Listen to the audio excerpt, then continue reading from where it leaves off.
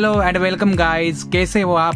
TS Motors में मैं दीपक आपका एक बार फिर से स्वागत करता हूँ। आज मैं आपके लिए टोयोटा इनोवा का बहुत स्पेशल वीडियो लेके आया हूँ एंड आई एम श्योर ये वीडियो देखने के बाद आपके इस गाड़ी के बारे में सारे डाउट क्लियर होने वाले हैं। तो प्लीज़ दोस्तों इस वीडियो को एंड तक जरूर देखना, you will get very important information. So let's start. तो गाइज ये है टोयोटा इनोवा का सेकंड टॉप यानी वी वेरिएंट और ये डीजल है और इसकी प्राइस ऑन रोड पुणे में 26 से 27 लाख तक आती है। यहाँ पे मैं आपको एक बात क्लियर करना चाहता हूँ, ये 8 मंथ्स ओल्ड इनोवा है, मतलब ये गाड़ी ज़्यादा पुरानी नहीं है। तो आज मैं आपको इस वी वेरिएंट के बारे में वो सारी बातें क्लियर करने वाला हूँ जो आपको आज तक किसी ने नहीं बताई है। तो शुरुआत करते हैं इसके फ्रंट से। फ्रंट में आपको प्रीमियम ब्लैक कलर का ग्रिल मिलता है और उसके ऊपर ये सिल्वर कलर का क्रोम फिनिशिंग आता है। इस सेकंड टॉप मॉडल में आपको ऑटोमेटिक एलईडी प्रोजेक्टर लैंप के साथ हैलोजन क्लियरेंस लैंप मिलता है और यहाँ पे नीचे फॉग लैंप और उसके बाजू में इंडिकेटर लाइट है। गाइज यहाँ पे आप नोटिस करोगे कि इनोवा के जो हेडलैम्प्स की जो इंटेंसिटी है वो काफ़ी स्ट्रॉन्ग है। आप यहाँ पे देख सकते हो कि आगे की तरफ से आने वाली गाड़ियों की लाइट पोजीशन अपर होने के बाद भी आप रोड क्लियरली देख पा रहे हो, मतलब रोड पे आपको नाइट में डिसेंट विजिबिलिटी मिलती है। यहाँ पे एक बात मैं और बताना चाहता हूँ कि आपको लाइट लेवलिंग का स्क्रॉल बटन नहीं मिलता, मतलब आप अपने हिसाब से लाइट की लेवल एडजस्ट नहीं कर सकते, ये लाइट ऑटोमेटिक एडजस्ट होते हैं। इस वेरिएंट में आपको 16 इंच टायर एलॉय व्हील के साथ आते हैं और आपको आगे डिस्क और पीछे ड्रम ब्रेक मिलते हैं। वी मॉडल में आपको इलेक्ट्रॉनिक मिरर एडजस्टमेंट मिलता है जो कि इलेक्ट्रॉनिकली आप इसको एडजस्ट कर सकते हो। साइड की तरफ से हम देखें तो इस गाड़ी का लुक डिसेंट और आई कैचिंग है। पीछे की तरफ से भी इस गाड़ी का लुक डिसेंट रखने की पूरी कोशिश यहाँ पे की गई है और पीछे के दरवाजे के ऊपर 2 बड़े टेल लैंप्स, एक रिवर्स, 2 इंडिकेटर्स लाइट यहाँ पे हम देख सकते हैं। और एक बात, इसका स्पेयर व्हील निकालना बहुत आसान है। यहाँ पे जो होल है इसमें आप स्पैनर डाल के उसको एंटी क्लॉकवाइज घुमाओगे तो इसका स्पेयर व्हील बाहर आता है। टोयोटा इनोवा में 2.4 लीटर का पावरफुल डीजल इंजन आता है। इसका आउटपुट आपको 150 PS यानी 140 bhp एट 3000 RPM पे ये प्रोड्यूस करता है और साथ ही 343 न्यूटन मीटर टॉर्क भी आपको 1400 टू 2800 पे ये इंजन प्रोड्यूस करता है। ये जो आप सिल्वर कलर का रूफ ऑर्नामेंट और साइड स्टेप गार्ड देख रहे हो, ये आपको एक्स्ट्रा पैसे देके खरीदना पड़ता है। यहाँ तक कि मड गार्ड और गाड़ी के अंदर के फ्लोर मैट्स भी आपको खरीदनी पड़ती है। 26.5 लाख देने के बाद भी कंपनी आपको ये नॉर्मल एक्सेसरीज ऑफर नहीं करती। इतना ही नहीं, वी मॉडल में आपको पावर एडजस्टमेंट ड्राइवर सीट्स नहीं मिलता, आपको मैन्युअली ही इसको ऊपर नीचे करना पड़ता है। अगर आप थोड़े मोटे या फिर आपकी हाइट 6 फीट से ज़्यादा हो तो यहाँ पे आप एक बात नोटिस करोगे कि जब आप ड्राइवर सीट को ऊपर की तरफ एडजस्ट करके बैठते हो तो स्टीयरिंग व्हील आपके घुटने को छूता है। इसके वजह से गाड़ी चलाने में थोड़ी दिक्कत होती है, तो आपको सीट थोड़ा नीचे लेना ही पड़ता है, which is absolutely not good.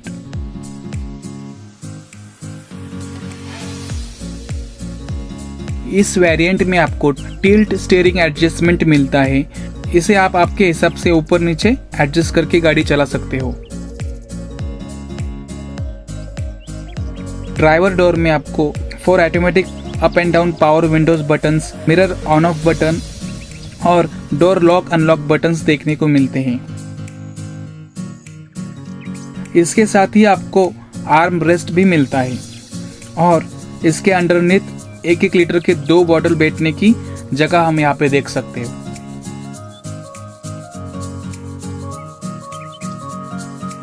Below of the door आपको यहाँ कॉर्नर पे येलो कलर का लाइट मिलता है। जब आप रात के समय में दरवाजा खोलते हो तो नीचे पैर रखने से पहले रोड पे देखने के लिए ये लाइट हेल्प करता है। वी मॉडल में आपको इंजन स्टार्ट स्टॉप का बटन मिलता है। उसके नीचे reverse parking sensors on off button और उसके नीचे ही बोनेट ओपन करने का लीवर है। उसके बाजू में आपको फ्यूल टैंक की कैप ओपन करने का बटन यहाँ पे दिया हुआ है। को क्लच पैडल के साइड में पैर रखने के लिए जो फिट रेस्ट मिलता है इस गाड़ी में आपको नहीं मिलता। मतलब इतने प्राइस दे के भी आपको कंपनी ये कॉमन फीचर्स ऑफर नहीं करती। तो चलते हैं इसके कैबिन में। इसके डैशबोर्ड की क्वालिटी काफ़ी स्ट्रॉन्ग है। इनोवा में आपको EPS यानी इलेक्ट्रॉनिक पावर स्टीयरिंग नहीं मिलता, इसमें आपको नॉर्मल हाइड्रोलिक पावर स्टीयरिंग मिलता है। स्टीयरिंग के ऊपर लेदर कोटिंग और वुड फिनिशिंग डिज़ाइन आता है जिससे ये काफ़ी अट्रैक्टिव दिखता है और इसकी ग्रिप भी काफ़ी अच्छी है। ये इसके ऊपर हमें कुछ कंट्रोल्स मिलते हैं, जैसे कि इस बटन से आप आवाज़ कम ज़्यादा कर सकते हो। यहाँ पे ये मोड चेंज बटन है, मतलब ब्लूटूथ, ऑक्स, रेडियो, USB इससे आप चेंज कर सकते हो। इस बटन से आप रेडियो चैनल या फिर सॉन्ग्स चेंज कर सकते हो। यहाँ पे जो बटन है इस बटन से आप वॉइस कमांड सेट कर सकते हो। इस V मॉडल में आपको वॉइस कमांड सिस्टम मिलती है। उसके ठीक नीचे आपको फ़ोन रिसीव और फ़ोन हैंगअप का ऑप्शन मिलता है और यहाँ से आप फ़ोन डायल भी कर सकते हो। यहाँ पे आप नोटिस करोगे कि इसका इंस्ट्रूमेंट क्लस्टर डिज़ाइन ठीक ठाक है। यहाँ पे एनालॉग स्पीडोमीटर मिलता है। इतना ही नहीं, इस गाड़ी के टॉप वेरिएंट में भी आपको डिजिटल इंस्ट्रूमेंट क्लस्टर नहीं मिलता। यहाँ तक फ्यूल मीटर और टेम्परेचर मीटर भी आपको एनालॉग ही मिलता है। इसमें डोर ओपन सेंसर्स आते हैं। अगर गलती से भी कौन सा डोर ओपन रहता है आपको यहाँ पे कौन सा दरवाज़ा ओपन है इस एनिमेशन की मदद से पता चलता है, विच इज़ वेरी हेल्पफुल।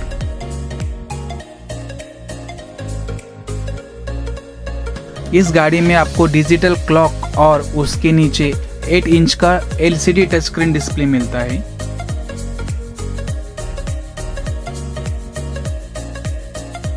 यहाँ पे आप देख सकते हो कि इग्निशन ऑन करते ही ये डिस्प्ले टोयोटा के लोगो के साथ ऑन होता है। इसका टच स्क्रीन बहुत अच्छा है। पे एक और बात इस गाड़ी में मुझे अच्छी नहीं लगी, वो ये है कि इस गाड़ी के रिवर्स कैमरे की क्वालिटी इतनी अच्छी नहीं है और साथ में आपको स्टीयरिंग पोजीशन एनिमेटेड लाइंस भी नहीं मिलती जो रिवर्स लेते समय आपको टायर की पोजीशन बताती है। दोस्तों, अगर हम प्राइस के हिसाब से बात करें तो ये फीचर्स मिलना चाहिए था। इसके म्यूजिक सिस्टम में मुझे एक प्रॉब्लम दिखा। ब्लूटूथ कनेक्ट करके कोई वीडियो देख रहे हो, आप यहाँ पे क्लियरली नोटिस करोगे कि वीडियो और ऑडियो के बीच में बहुत बड़ा डिफरेंस है। Yet another news of another lockdown. Last time when there was a lockdown, we went prepared. But this time, had we planned, what would be the impact of this lockdown on the businesses? If this lockdown happens, will you still have the same business inquiries? With this lockdown, had you been only dependent on physical businesses or you had moved your business? मतलब आपको video पहले दिखता है और audio थोड़ी देर बाद सुनाई देता है। ये ब्लूटूथ का प्रॉब्लम है। कंपनी को इसके ऊपर काम करने की बहुत आवश्यकता है। ओवरऑल साउंड क्वालिटी बहुत डिसेंट है। आप गाने के हर एक इंस्ट्रूमेंट को क्लियरली सुन सकते हो, इतनी अच्छी इसकी साउंड क्वालिटी है। गाइज, इनोवा में आपको काफ़ी सारा स्टोरेज मिलता है। यहाँ पे फ्रंट में आप अपना मोबाइल आसानी से रख सकते हो। इसमें सिर्फ एक फास्ट चार्ज USB पोर्ट ही मिलता है और उसके साथ ही आपको एक 12 वैट का पावर आउटपुट सॉकेट मिलता है। इस गाड़ी की गियर शिफ्टिंग बहुत हार्ड है और गियर शिफ्टर को छूते ही आपको हेवी वाइब्रेशन फील होते हैं। मतलब यहाँ पे ट्रक जैसी फीलिंग आती है। आई थिंक कंपनी को इसके ऊपर वर्क करने की बहुत ज़रूरत है। उसके पीछे आपको यहाँ पे एक कप होल्डर और आर्म रेस्ट मिलता है। आर्म रेस्ट के नीचे यहाँ पे बहुत सारा स्पेस है और इसकी क्वालिटी भी बहुत स्ट्रॉन्ग है। इस आर्म रेस्ट की साइज़ भी बहुत बड़ी है, मतलब ड्राइवर और को ड्राइवर के हाथ के लिए यहाँ पे बहुत सारा स्पेस है। अब बात करते हैं इसकी AC की क्वालिटी की। इनोवा में आपको बहुत डिसेंट क्वालिटी की AC मिलती है और इसकी कंट्रोल्स की क्वालिटी भी बहुत स्ट्रॉन्ग है। इसका AC आप मिडल रो से भी कंट्रोल कर सकते हो। ये गाड़ी ज़्यादा से ज़्यादा 5 मिनट के अंदर पूरी तरह से ठंडी होती है। इतनी अमेजिंग क्वालिटी यहाँ पे हमें मिलती है।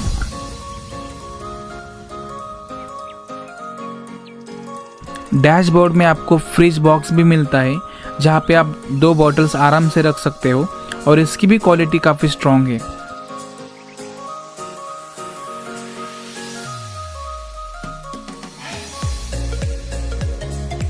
उसके अंडरनीथ हमें यहाँ पे बड़ा ग्लो बॉक्स मिलता है और इसमें आपको काफ़ी डिसेंट स्टोरेज भी मिलता है। ओवरऑल यहाँ पे एक्सेलेंट क्वालिटी वर्क हम देख सकते हैं। इनोवा में आपको इको और पावर मोड मिलते हैं। इको मोड मोस्टली सिटी में बहुत यूजफुल है और इसका पावर मोड तो तूफान है, मतलब बटन टच करते ही ये गाड़ी हवा से बातें करने की काबिलियत रखती है।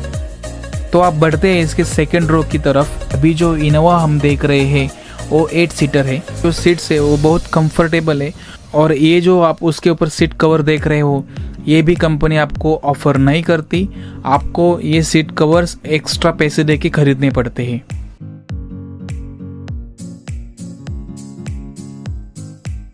यहाँ पे आप क्लियरली नोटिस करोगे कि मेरी हाइट 6 फुट होने के बावजूद भी मेरे घुटनों और ड्राइवर सीट्स के बीच अभी भी थोड़ी जगह बाकी है और सिर और रूफ के बीच में 4 बोटों का अंतर है, मतलब सफिशिएंट स्पेस है और सेकंड रो में 3 लोग आराम से ट्रैवल कर सकते हैं। इसके साथ ही आपको यहाँ पे ऑक्स पोर्ट और पेन ड्राइव लगाने के लिए USB पोर्ट मिलता है और उसके अंडरनीथ आपको यहाँ पे 12 वैट का चार्जर सॉकेट मिलता है। आपको मोबाइल चार्जिंग करने के लिए एक्स्ट्रा चार्जर डिवाइस खरीदना पड़ता है। एक बात मुझे यहाँ पे अच्छी लगी कि आपको यहाँ पे ड्राइवर और को ड्राइवर सीट्स के पीछे ये फोल्डेबल छोटा टेबल मिलता है। इसके ऊपर आप आराम से टिफिन या फिर स्नैक का मजा ले सकते हो। और भैया इसकी क्वालिटी भी बहुत स्ट्रांग है, मतलब टोयोटा का जो मोटो है क्वालिटी और स्ट्रांगनेस हम यहाँ पे क्लियरली फील कर सकते हैं। अब बढ़ते हैं इसके थर्ड रो में जाने के लिए आपको पहले ये सीट्स को फोल्ड करना पड़ता है। अगर आपकी हाइट 5 फुट के आसपास है तो यहाँ पे आपके लिए ठीक ठाक जगह है, मतलब कंफर्टेबल तो नहीं हम कह सकते पर ठीक ठाक है। और एक बात, हर एक सीट्स के ऊपर आपको यहाँ पे हेड रेस्ट भी मिलता है। अगर हम इस गाड़ी की बूट की स्पेस की बात करें, इसके बूट में आपको ज़्यादा स्पेस नहीं मिलता। यहाँ पे सिर्फ 2 या 3 लोगों का ही सामान रखने की जगह है। अगर आपको सामान रखने के लिए एक्स्ट्रा जगह चाहिए तो रूफ पे आपको कैरियर बिठाना पड़ेगा, पर भैया उसके लिए आपको एक्स्ट्रा पैसे देने पड़ेंगे। अब फाइनली हम ड्राइवर सीट पे आ चुके हैं। इस गाड़ी में पहले टॉप वेरिएंट में 2.8 लीटर का डीजल इंजन भी मिलता था, अब वो आपको नहीं मिलता। इस गाड़ी को चलाते समय आप एक बात नोटिस करोगे कि कैबिन में आपको इंजन नॉइज और वाइब्रेशन क्लियरली फील होते हैं। 2.5 टन वेट होने के बाद भी ये गाड़ी आपको चलाने में हेवी फील नहीं होती। हाँ, अगर आप पहली बार इनोवा चला रहे हो तो आपको स्टीयरिंग थोड़ा हेवी फील हो सकता है, पर इस गाड़ी की स्टेबिलिटी और परफॉर्मेंस बहुत अच्छी है। आपको लॉन्ग रूट पे भी कभी थकावट महसूस नहीं होगी, इतनी ये गाड़ी कंफर्टेबल है।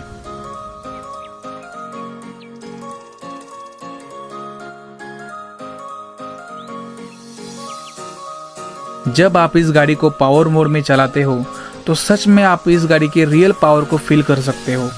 एक्सीलेटर को टच करते ही ये गाड़ी मैसिव पावर प्रोड्यूस करती है, पर पावर मोड में थोड़े आपको झटके फील होते हैं क्योंकि इस मोड में इंजन ज़्यादा टॉर्क प्रोड्यूस करता है और इंजन की फायरिंग भी चेंज होती है। बिकॉज ऑफ इंजन टॉर्क ये गाड़ी पावर मोड में मैसिव पावर प्रोड्यूस करती है। इसकी सस्पेंशन की क्वालिटी डिसेंट है। फर्स्ट और सेकेंड रो काफ़ी कंफर्टेबल है दैन थर्ड रो के। थर्ड रो में आपको थोड़ी बाउंसी फील होता है। इनोवा में आपको 5.4 मीटर का टर्निंग रेडियस मिलता है, जिसके वजह से आप टेढ़े मेढ़े रास्तों पे या फिर कम से कम जगह में भी आसानी से टर्न ले सकते हो। दोस्तों, मैंने इस गाड़ी को खराब रास्तों पर भी चलाया है। बिलीव मी, इस गाड़ी का ख़राब रास्तों पर भी उतना ही अच्छा परफॉर्मेंस है जितना कि ये नॉर्मल रोड पे चलती है, और चलाने में आपको कोई दिक्कत महसूस नहीं होगी।